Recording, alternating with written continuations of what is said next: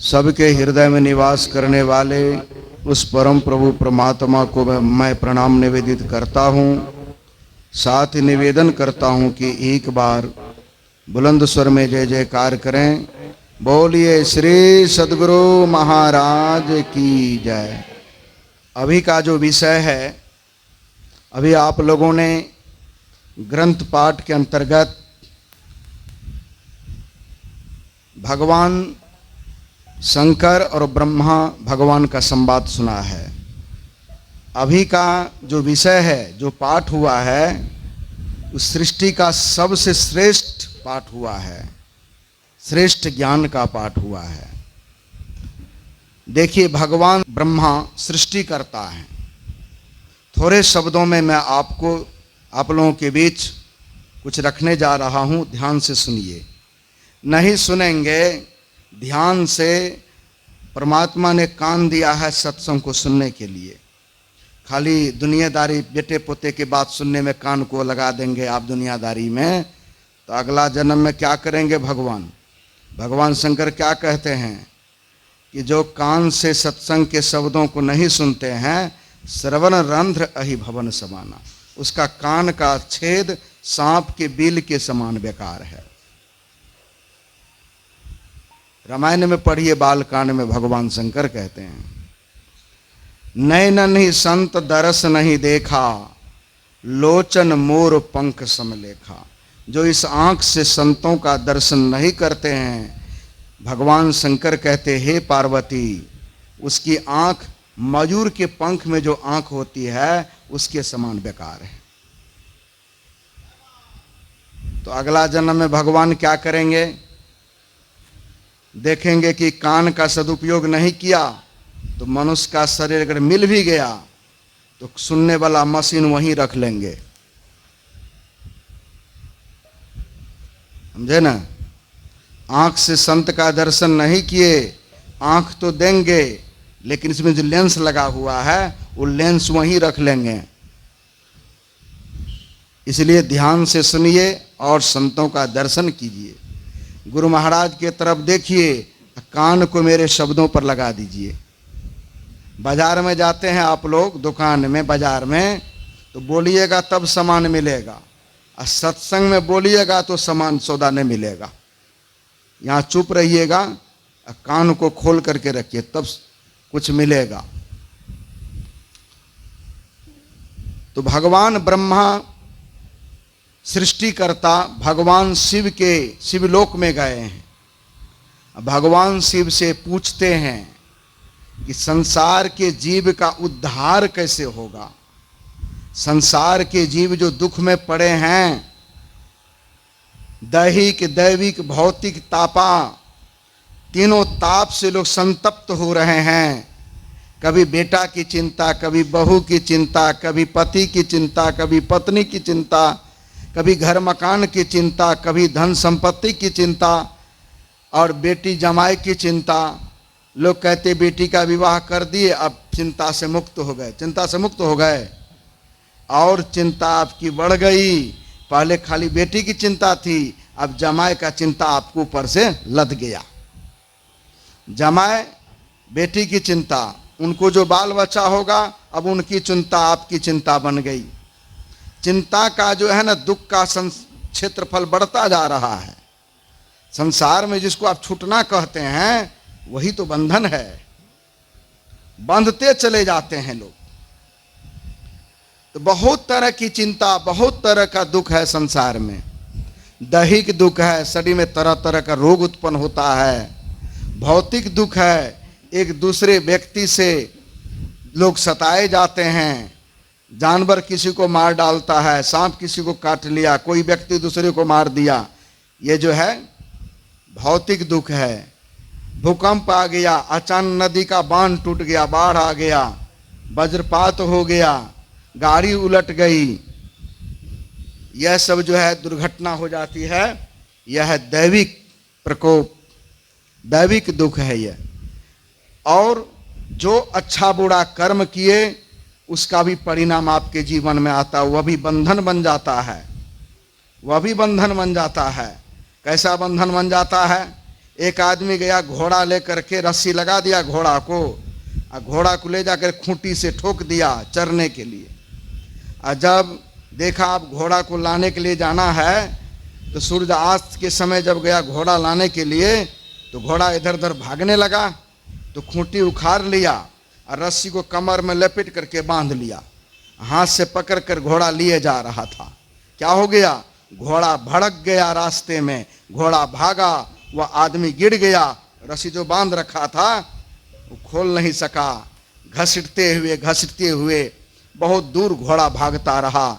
जब तक में लोग उनको देखेंगे, इतनी चोट लगी, शरीर का सारा चमड़ा मांस उखड़ गया, रोड पर जो घसीट आया, गाछ वृक्ष से टकराया, चोट लग गई, सर फूट गया, कमर की हड्डी टूट गई। और जब तक में लोग उसको पकड़ेंगे तब तक में वह पूरा घायल हो चुका था। लोग सब घोड़ा को घेरे, तब रस्सी खोले, जब तक में हॉस्पिटल ले जाएंगे तब तक में दम तोड़ दिया। क्यों, क्या हुआ? एक बंधन से इतना दुख। आप पर कितना बंधन है? घोड़ा की रस्सी कमर में बांध लिया, इतना बड़ा दुख, जान से हाथ धोना पड़ा। आप पर कितना बंधन है, जरा विचारिए। राधा स्वामी साहब कहते हैं, पहला बंधन पड़ा देह का, दूसर तिरिया जान, तेसर बंधन पुत्र विचारो, चौथा नाती मान। नाती के फिर नाती हो गए, तब कहो कौन टिकान। चौलट पचलट सतलट रस्सी, बांध लियो गाढ़े बंधनान। पहला बंधन पड़ा देह का। इस सब बंधन तो ऊपर का बंधन है, पत्नी का बंधन, बेटा का बंधन, बेटी का बंधन, घर मकान का बंधन। लेकिन सबसे पहला बंधन क्या है? मूल रूप में देह का बंधन। शरीर के बंधन में हम आप नहीं आते तो संसार का बंधन लगता नहीं लगता। बंधन में हैं इसलिए दुख में पड़े हैं, माया में फंसे हैं। तो बंधन में कौन है? आप हैं। आप कौन हैं? आप शरीर नहीं हैं, शरीर में हैं आप। शरीर आपका है। इस शरीर में कौन है? जो निकल जाता है तो शरीर मुर्दा हो जाता है। इस शरीर जो है, इस शरीर से आत्मा के आप कौन हैं? तो कहा अशरीरं शरीरेश्वन। यमराज ने कहा, हे नचिकेता, इस शरीर में जो अशरीरी हो, इस शरीर में जो अशरीरी है वही तुम हो। तुम चैतन्य आत्मा हो। यह आत्मा क्या है? तो परमात्मा का अंश है, ईश्वर अंश। गोस्वामी तुलसीदास जी महाराज कहते हैं, जीव अविनाशी, चेतन अमल, सहज सुख राशि। जब हम सहज सुख की राशि हैं तो दुखी क्यों हैं? इसलिए दुखी हैं कि तन धर सुखिया कोई न देखा, जो देखा सो। कबीर साहब कहते हैं, हम लोग तन को धर लिए हैं, तन को धर लिए हैं, इसलिए दुखी हैं, इसलिए दुखी हैं। तो दुख से छूटेंगे कैसे? यही बात भगवान ब्रह्मा भगवान शिव से पूछने गए, भगवान शिव के लोक में। आज लोग कहते हैं हम बड़े भक्त हैं शिव के, हमसे बड़ा भक्त कोई नहीं है। हम दिन में 108 मंत्र जपते हैं, 1.25 लाख मंत्र जपते हैं। खाली मंत्र जपने से शिव की भक्ति हो जाती है। सत्यम शिवम सुंदरम। शिव कौन है? जो सत्य है वही शिव है। शिव मतलब होता कल्याणकारी। कल्याणकारी भजन किए बिना आपका कल्याण होगा। भगवान शिव को देखिए, हरदम ध्यान में लीन रहते हैं। या आप ध्यान भजन के विषय में कुछ जानबे नहीं करते हैं तो खाली नाम जपने से काम चल जाएगा। भूख लगी है, 56 प्रकार के व्यंजन का फोटो ले आइए, लटका दीजिए। फल फ्रूट का फोटो मिलता है ना, अगरबत्ती घुमाइए, क्या पेट भर जाएगा? एक बुढ़िया एक गांव में आई नई दुल्हन, तो सब बूढ़ी माई सब गई देखने। तो दुल्हन पढ़ी लिखी थी, तो वह क्या करती है? हलवा बनाई, काजू किशमिश सूजी घी डाल करके बढ़िया से हलवा बनाई, थोड़ा थोड़ा दी सबको खाने। उस गांव के लोग हलवा कभी खाए नहीं थे, इसलिए नामों नहीं जानते थे। तो बुढ़िया को लगा हलवा खाने में बढ़िया। तो बुढ़िया पूछती है, बूढ़ी माई पूछती है, बहू यह क्या है? कहा हलवा है। मिला था थोड़े, खाने में तो बड़ा अच्छा लगा। कैसे बनाती हो हलवा, कैसे बनाई हो? कहा हलवा बनाने वाला किताब मिलता है और उसी किताब को पढ़ करके हम हलवा बनाए हैं। बुढ़िया पढ़ी लिखी थी, पैसा लेकर दूसरे दिन गई बाजार, किताब की दुकान पर गई, कहा हमको हलवा बनाने वाला किताब दे दीजिए। बस हलवा बनाने वाला दुकानदार किताब दे दिया। किताब में जो जो लिखा था, गई दुकान पर, किराने के दुकान पर, आधा किलो सूजी खरीद लेती है, सूजी, चीनी, घी, काजू, किशमिश खरीद लेती है, अगरबत्ती का डब्बा, एगो सलाई। आई घर आकर के स्नान कर लेती है, नया कपड़ा पहन लेती है, और चौका लगा करके और सब सामान थाल में रख देती है, अगरबत्ती जला कर लगी किताब पढ़ने।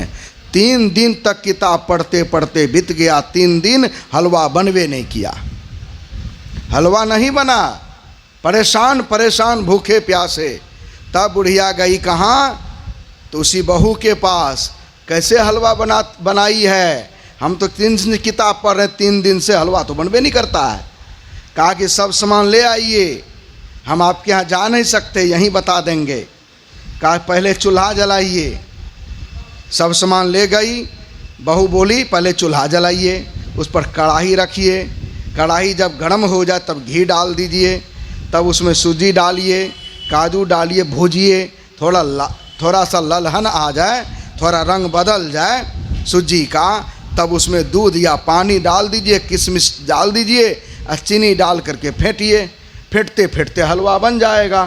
वो ऐसे बनता हलवा। हम तो सोचे खाली किताबें पढ़ करके हलवा बन जाता है।